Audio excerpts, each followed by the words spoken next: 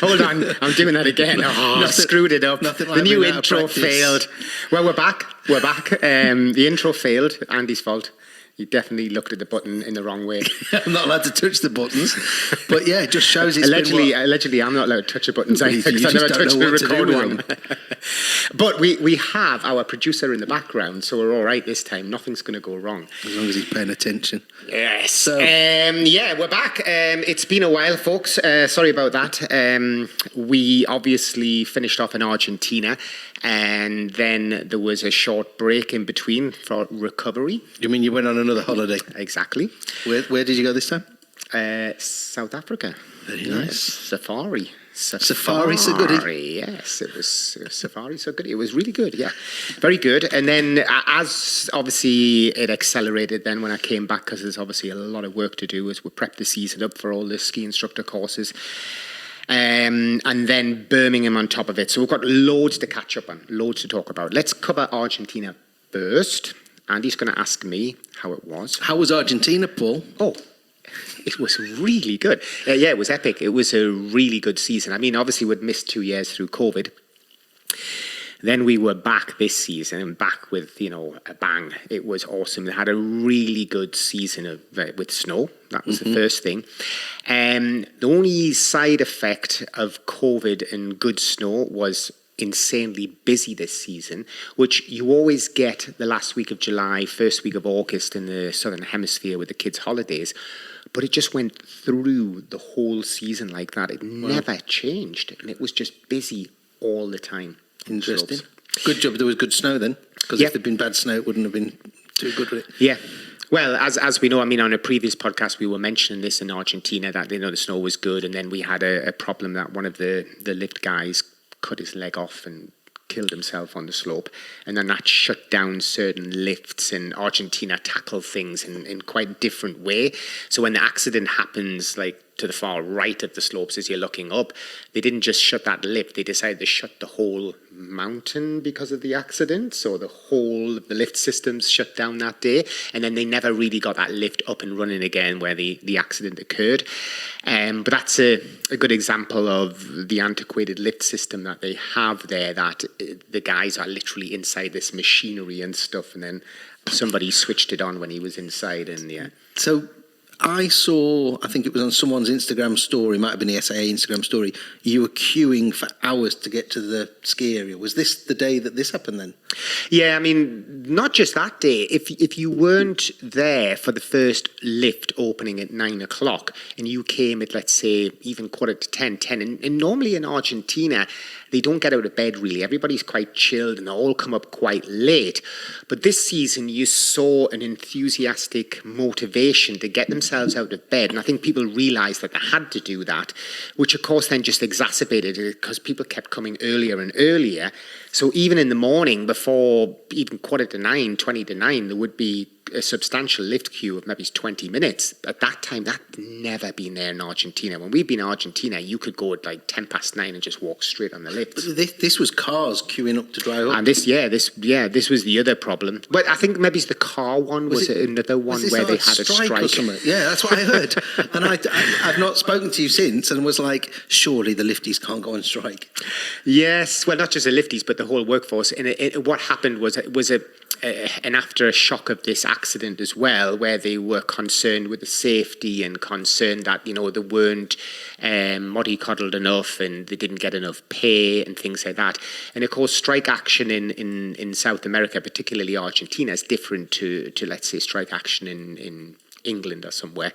It's definitely more French in a way, where they'll literally shut the road off and the police won't do anything about it because they're too nervous to like come up to strike people. So they just can shut down. And because there's only one road up there, they basically were able to block the whole traffic coming up to the ski resort and create the attention that they wanted. Yeah. There is actually a second road that goes up, which is a dirt track. And a couple of cars did try to go that way through, but then I saw a photograph of it in a ditch because it was so muddy it had slid off. So yeah, that didn't work. But yeah, that's the sort of typical things in Argentina that are quite normal, strike actions and things like that. But yeah, it was an incredible season, don't get me wrong. When we were skiing, it was epic up there.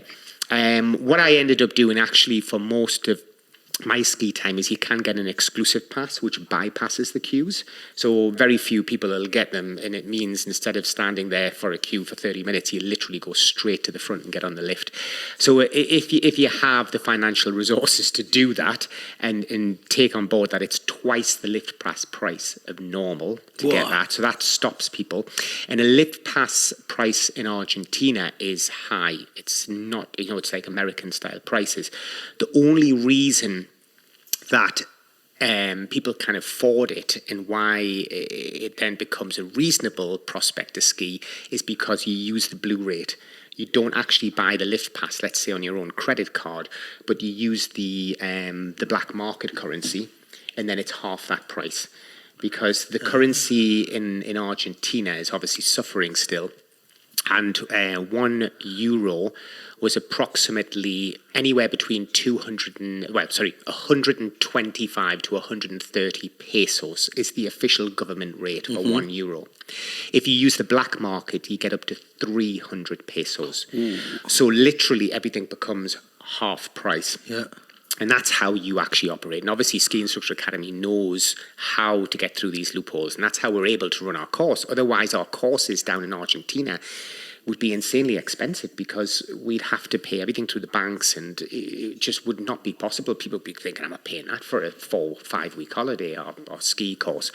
So we use the blue rate as much as possible and manipulate the currency to make sure that the client gets the best possible advantages to that. And that can make a steak and red wine dinner be about €7 instead of, like €40 like you pay here. So it's an extremely cheap place to go to get a 5-star hotel. If you're going to pay cash at the reception, you're probably going to pay €40 a night. So it's cheap. Not too bad. Just going back to your lift pass scenario, so you're able to go to the front of the lift queue and get on the lift. What's your group doing? Yeah, well, I don't have a group because I don't teach. Actually, in Argentina... What was Tumbas doing? Because you were skiing with Gary. No, I got him an exclusive pass when I was skiing with Gary. But with the groups, I think I taught about 7 days, or until Wouter turned up. Actually, I did actually teach. There was a bit of video of you. There was proof of me teaching on the slopes. I was working. Some work. I was working. So yes, I did ski, but most of the time I was up there with the groups looking for media content and stuff like that. So we were jumping through the system. Once you got past actually the sextuple, which is the main turbo lift at the bottom, and the traffic spreads out, it's not as bad. And if you know what you're doing, you can avoid the queues. Now, next year, one thing for certain is that they're investing money there a lot now. Yeah, there's another new lift going. There was a new lift this year when we got there, and now there's a new lift coming from the valley as well. So now you're going to have quite a few different opportunities to go from the valley floor to the mid stations, and that will shift the traffic about as well. But I do think that the huge amount of traffic we saw in South America this year was to do with COVID. I really felt that, especially the Brazilians and the currency being so weak, you saw a lot of Brazilians coming down that more than normal. And I think that's why the traffic was so heavy. And also, even after the kids' holidays, it did just continue. And I wouldn't expect that's going to be the case, each season. So in all, though, you could not have asked for a better season down in South America. You had the strength of the euro, even the pound, was getting a good rate. And the dollar, obviously, down there was phenomenal, which just made everything so cheap. And then the fantastic snowfall that just kept coming in, and it was just perfect for piste, for that type of ski course that you're doing. And as I've said many times before with Argentina, it's great terrain for Landis, for the level 3 people wanting to do level 3 training or ISIA Lots training. Lots of bumps, eh? Lots of bumps. Oh, God, yeah, bumps everywhere.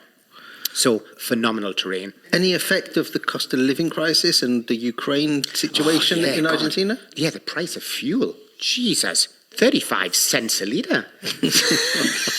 So no, then. Unbelievable. I mean, you come from Europe where you're paying like, I think I at one point when I was at the airport in Munich, I think I paid 2.15 euros as I parked the car up in Munich. And then I got to Argentina and went, it's 35 cents a litre of diesel down here. Jesus. It's like unbelievable. Yeah, so no, there was no, obviously, don't get me wrong, the Argentinians, the local Argentinians, they feel the pinch because their currency's so weak, they don't get paid well. You know, that's why I'm continually saying to our clientele, please guys, you know, if you're happy, tip the guys because they really do rely on those tips because they don't get paid a good monthly salary. And on top of that, you know, if you give them something, they're happy as Larry. And the other thing that most guys did down there, like we did, and I did it this year again, was I just sold everything at the end of the travel time down there. So rather than bring the skis back and things like that, you just sell them because you're going to get almost, you know, new value price for them. And, you know, guys were selling, I think Gary sold his skis about 400 euros or something, you know, and they were a couple of year old slalom ski or something. They love slalom skis down there, by the way. So if you go down there, the best skis to take are slalom skis because everybody wants them. Everyone wants a slalom ski. Everybody wants a slalom ski. Got a pair of Atomic SL11s from about 16 years ago in the garage. I'll They'd give be them worth to you. 200. They'd be worth about $200. Worth more than they've sat in the garage. Yeah, exactly. Yeah, so it's certainly the cost of living crisis, you know, for the locals, yes, but for us, it was a great break from the cost of living crisis by actually going down there and saving some money in Argentina. So, moving back, Argentina, you went on your holiday. We're now back. Well. Courses have started. Have you been skiing? Don't be stupid. No.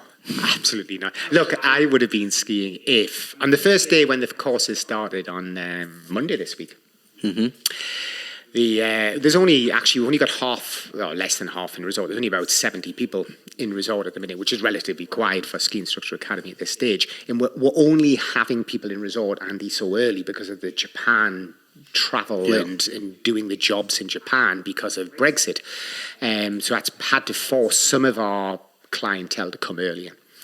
And I would have went up on the Monday just to coordinate and do some stuff with the trainers, but honestly, the snow is, from the words I'm getting from my trainer, it's the worst they've seen in over a decade. Because it's just ice, wind, ice. I've been speaking to people and it's not. It doesn't sound very nice. It doesn't sound very good. Well, yesterday I was looking, it was 10 degrees at the Alpine Centre and 4.8 at the Gipfel Centre. So 3,000 metres, 4.8. Yeah. Now, let's not forget, we are in October. The courses have started earlier than normal. Earlier than normal, yeah. By about, I'd say, 2 weeks. a week. No, 2 weeks, 2 weeks, is it? 2 weeks earlier than normal, yeah. So... Yeah, the guys arriving in November the 5th is the normal arrival. So we'll have another 100 plus on November the 5th. And that would be the normal arrival date. So hopefully by then you think, oh, normally you've got some snow. Or it's maybe 3, 4, 5 days of not so good, but then it starts to come in. So I think it's just exacerbated because we are super early, but completely dry. Very warm. Very warm. 15, 16 in the village yesterday. I think they're saying Sunday is going to be 21 degrees in the village. Yeah. So it's back out on the bike time. But my prediction on this is... next weekend, so we're filming this on, what are we, the 29th today? No, 28th of October. So on the 4th, 5th, 6th, they've got this like opening weekend where they have the big ski test. All the manufacturers are up there. They've got this Tricks for Cash competition in the small park. There's a whole weekend of things that are planned. My prediction... heavy snow, high winds, glacier closed. Yes. Well, it's like we say every year. I mean, obviously, people coming to do their first season, never done a season before on snow. I always say, look, it's going to come. You just don't know when. And when it comes, it'll start coming in waves, you know, as it builds up. And unless you've done seasons, you know, arriving, let's say like these guys have here, they're probably like a bit in shock going, oh, God, I hope it, you know, it doesn't stay like this. It changes. You hope it doesn't stay like this. But yes, we keep saying this, Andy, don't we? How people judge their whole environment, their season, their resort and everything on the snow, that's just weather. How can you predict the weather? I mean, you having questions, people asking you, what's the snowfall going to be like? Where is it in Chamonix in March? Yeah, it's been a theme this week. People asking, I'm planning on going to this resort in April, what will the snow be like? And it's like a crystal ball scenario. But equally, if you go onto snowforecast.com and you find the resort you want, it will give you a history of the snow depths, the amount of snow that fell, etc., etc. But it's really...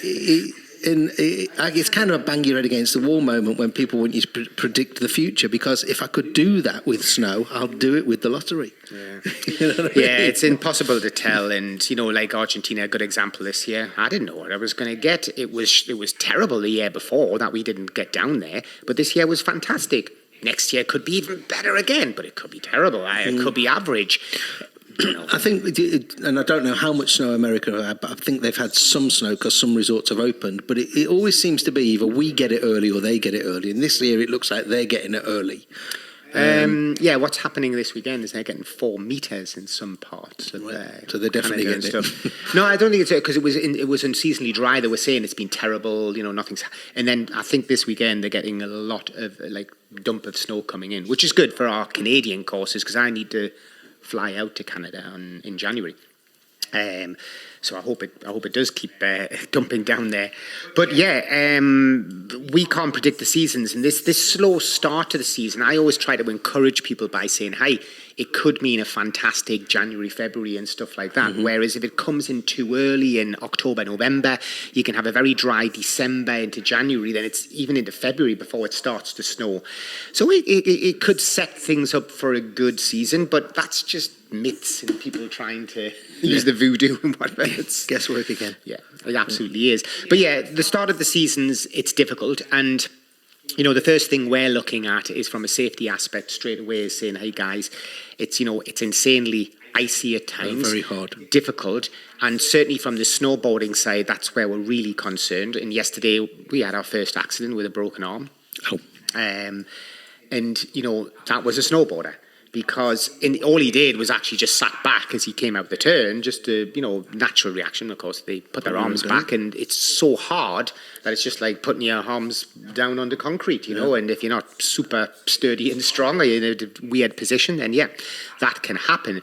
So we're playing cautious. We're even starting the program different this season, where we're saying, well, let's do a bit of the slow work first instead of going up there and charging about and getting everybody motivated and enthusiastic and doing all the performance stuff because everybody's excited by it. Instead, reverse the program a bit, slow everybody down, do more slow work because, it just makes sense, and then wait for some decent grip. Because as soon as those skis, boards get a bit blunted, and they're going to blunt fast daily, you're going to find you need to, take the burrs off and things on the skis at the minute. Then it's going to get more and more challenging for people. And of course, most people are relatively, they haven't skied for a while or boarded for a while, and even the ones that think they're good, they get a bit of a shock when you're on glacier ice. Yeah, rock hard. Absolutely.